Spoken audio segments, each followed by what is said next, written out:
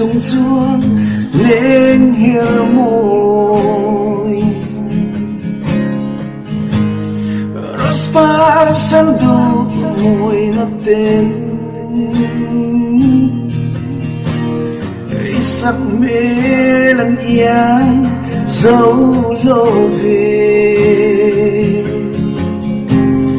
lên dòng gì ngã ý môi biểu về tiếng rê ngã xoay xê vô hi van nuôi nhà tiếng lệ môi hiền môi thật sung choáng mà nghe quá về môi dấu nghe mây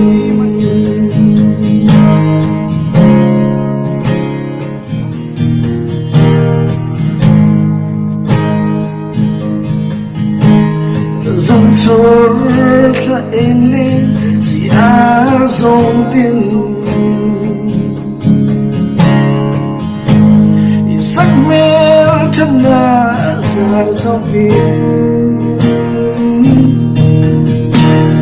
dần thiêm tê ăn lâu em đi anh môi hoa để môi nghe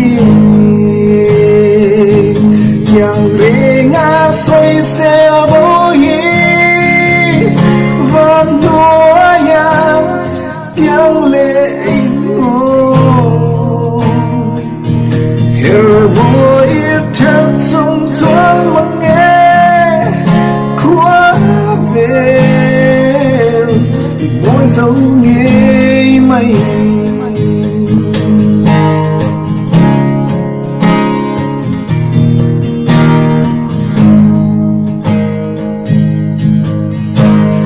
và nuôi mình sắc giống gì ngã hiền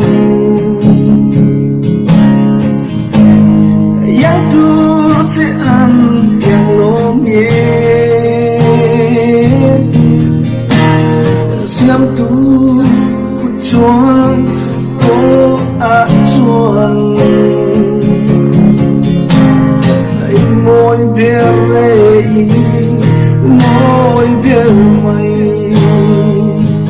tiếng rê ngã xoay xe bố hi van nuôi ya yang lệ môi